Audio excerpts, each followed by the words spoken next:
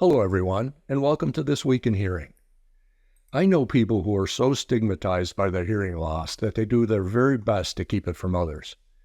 It's important that their feelings be acknowledged and that hearing care and devices be delivered that enable them to live comfortably in the wider world. At the same time, I'm grateful for those who are open to being seen wearing hearing devices and discussing their hearing loss as part of their life's journey. The stigma will be reduced as the general public sees more and more people with hearing loss leading enjoyable lifestyles and achieving success.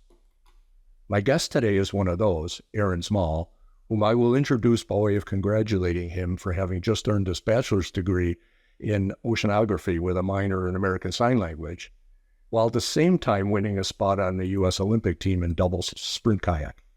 I'd say that counts as success.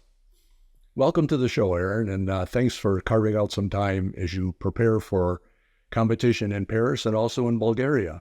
What else should people know about your background? Hi, thank you so much for having me, Andy. I'm very excited to do my first podcast ever. I think you summed it up pretty well. I'm a sprint kayaker, just qualified for the Olympics. I will correct one thing though. I didn't actually receive my minor in American Sign Language. I was about one class short because I didn't have time to complete it. But I've got lots of studies in American Sign Language. Outside of that, I trying to figure out what to do for work now. But I'm training full time, just trying to get through this summer. It's going to be a super, super exciting summer, competing and lots of travel.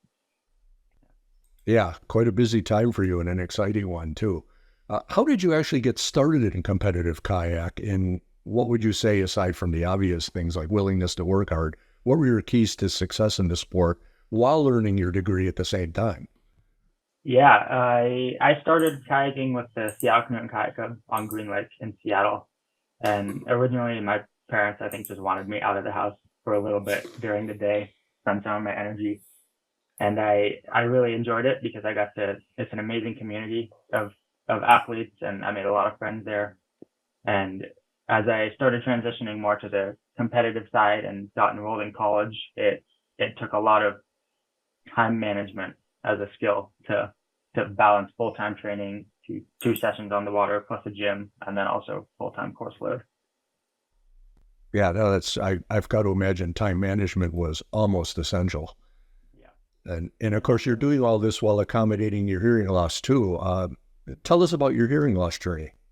Yeah, I was diagnosed with hearing loss in kindergarten because it was actually because my kindergarten teacher was noticing I was saying what a lot to like all of her questions, and she's like, "Oh, you should have your parents take you in for an audiogram." And so I did, and didn't pass, obviously. And I've been wearing hearing aids ever since, and it's been super awesome. I'm really glad to have this opportunity now as this unique opportunity as a pro athlete competing at the Olympics, but also a hearing loss ambassador for Phonak because I think I can hopefully bridge the two between sport and hearing loss and advocate for people who maybe are still under the influence of the stigma behind it and wearing hearing aids. Well, and that leads nicely into what I want to ask you next, because, and I'll preface this by saying I won't even pretend to be competing at the same level that you are. And also my own hearing loss began in adulthood. But I found that the way I think about my hearing loss, and I talk about it with others, is informed a lot by my experience distance running over time. And maybe the reverse is true too, that distance running, helped me think about hearing loss, in both directions. Is it really the same with you? I mean, do you find that your sport journey and your hearing loss journey are intertwined? I think there's definitely some overlap. It's always just been a part of my life. I think I started I've been had hearing loss since I was a little kid, and I've been paddling since I was a little kid. So they've kind of like if you have a baby at the same time you have a puppy, they grow up together. I don't know if that's the best way to put it, but I think I've had a really amazing supportive community behind me through paddling that also understand that, I need certain accommodations and I need them to look at me when they talk to me so I can understand what they're saying and that kind of thing. Okay. And, as I was doing my homework for this discussion, I read the Phonak blog that was written about you in December last year. And at the bottom it says, and I'm quoting a blog, Aaron wears the Phonak Audio Life Lumity, the world's first rechargeable waterproof hearing aid. And before I ask the main question, I have to poke fun at Phonak because I'm actually wearing what was the first waterproof hearing aid. That's the Paradise Life, the predecessor model to the one you have. And I'm also wearing my In the Water kit with in honor of this conversation, I put the water kit on with a hat tip to death metal because as I found out, and maybe you have too, it's not enough to have waterproof hearing aids, but they can still get knocked out in the surf, waterproof or no. And for my part, I think waterproof's a great feature, and I've talked about it before. For example, if I'm just out playing in the water with people, I can talk to them and I can actually understand what they're saying. And if I run with friends and it's raining, I don't have to worry. I could converse with them and not worry about the devices getting destroyed. But for you, it's got to be really essential to communicate with your kayak partner and your coaches and so on to be able to hear well. Well, what did you do before waterproof hearing aids were available? How did you accommodate your hearing loss then? Yeah, those are all great, very great points you're making. I think before I had waterproof hearing aids from Phonak, there was definitely some miscommunication, definitely a lot of repeating things and, making sure you're close enough on the water that you can actually hear them. I'm sure, as you know, as someone with hearing loss, it's very draining to listen to someone talk if you can't understand everything they're saying and then having to have them repeat it over and over. That was a big part. And then one of the other things about sprint paddling that I love is it's so like you're out on the water and sometimes you're just all by yourself. There's no one else. So you really sometimes I won't wear my hearing aids when I paddle and I can just tune everything out. I don't have to worry about listening to people. But when I do have coaches on the water and I do have training partners on the water, it's really helpful to be able to understand them. It's actually funny because a lot of that resonates. A fair amount of the time when I'm out running, I don't wear them. I never wear them when I'm doing speed work because I just want that bubble, right? But if I'm going long at cruising speed, I love to put them in because you can hear all the birds. I run rural, so you hear all the birds and the other, nature sounds and whatnot. And it's, really great to have it both ways, I guess. And I understand how you get into that meditative state almost when you can tone things down a little. But at the same time, being essential to communicate with people certain times too. So yeah, that makes a lot of sense. And how long have you been wearing the waterproof hearing aids then? I got them, I think, at the beginning of last year, so about a year and a half. Okay. Yeah. Okay. And yeah, you said something which I tell people a lot, and I think it's important. I want to highlight what you said about the fatigue that comes from not being able to hear well. That's always the first thing I tell people is it's amazing how much more energy you have when you can hear properly. I didn't even realize it until I first started wearing them. This is completely different. I mean, it's an immediate benefit to have that much more energy and to not be cognitively fatigued at the end of whatever day it is, whether it's a regular work day, whether it's competing at international level, whatever it is. I think that's a very important point to make to people because it's something. It's not like in the foggy future, like when people talk about the risk of dementia, for example. It's something that will benefit you the moment you address your hearing loss. So thanks for making that point specifically. Yeah, that's actually something I even realize just day to day. Like if I wake up and I go to the kitchen and I start making food and someone else walks in and I haven't put in my hearing aids, I'll immediately realize that it's taking a little bit extra energy to listen and I have to focus more, and then I'll go back, put them in, and yeah, it's very an immediate solution. So you've been wearing the waterproof for a year and a half, so your relationship with Phonak must go at least that far back. I mean, how did your relationship with Phonak develop, and how did it culminate in the recent announcement that you'll be a global brand ambassador? Yeah, I started as a Phonak advocate about a year and a half ago, and that came about. I was talking to them because they're really focused on the hearing as a part of you, improving well-being and improving quality of life, because hearing health it really plays a big role in that. And I really liked that side of it, and then I also really liked all the amazing innovation that they do, with especially the first waterproof hearing aids, because my sport is a water sport. And so I thought that would be a good match, and I guess it worked out pretty well.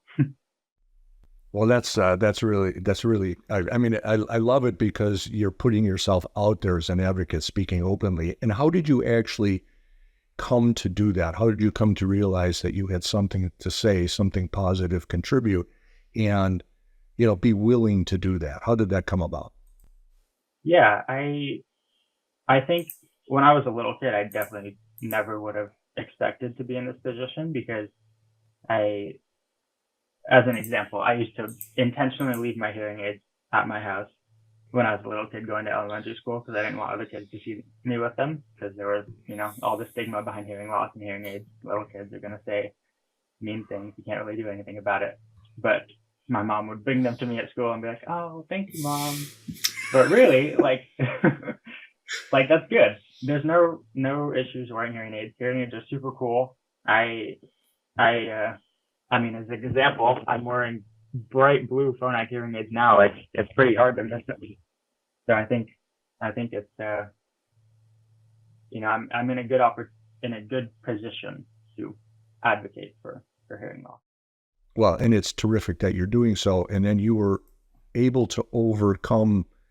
And I almost don't want to use the stigma, but fun being made of and all that sort of thing, as kids will do with people who are different in some way, that you were able to overcome those feelings and be able to speak openly about it. Hats off to you for that.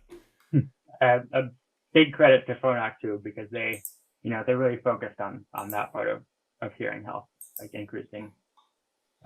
So as an ambassador, how does that actually work? What will you be doing going forward?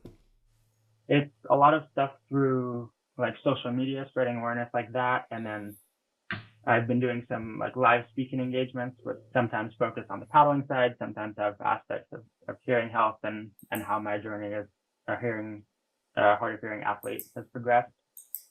And so I think it's going to be more of that in the future, spreading awareness through social media and other platforms. Okay. And so then if somebody wants to reach out to you in that capacity, how would they do it? I mean, understanding you're going to be busy for the next month or so.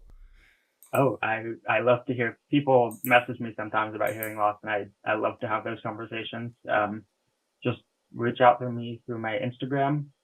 I'm sure you can find it. You search Aaron Small on Instagram or small.aaron and shoot me a message. I'd love to talk about hearing loss, or sports or whatever else you'd like to chat about. Okay, terrific. That's excellent. That's excellent. And before we end, do you have anything else you want to share? Any final thoughts? I would like to mention one of the features that I really love about Phonak hearing aids and a lot of hearing aid technology now is the Bluetooth, because you can stream it directly.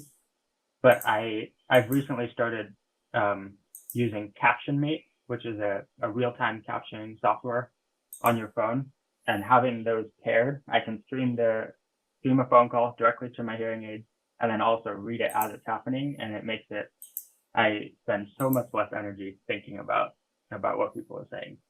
It's really amazing.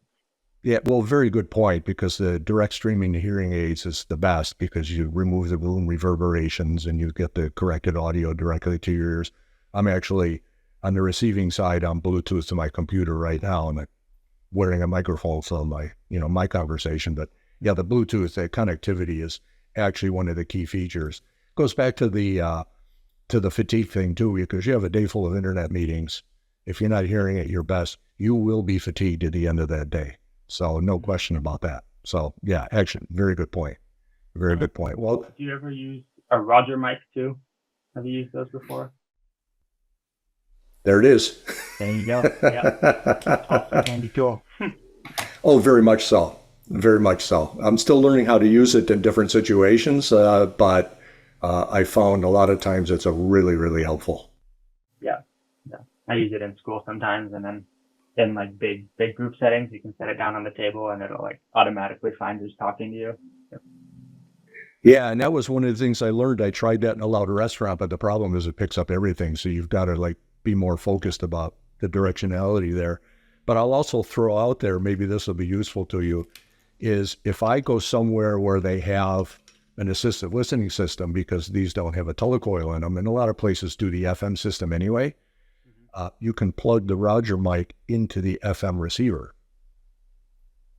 So I do that all the time. I take the audio cable, so I'll plug this into the FM receiver, this into the Roger, and I can just set the FM receiver next to me and then just let it stream up. That works really well.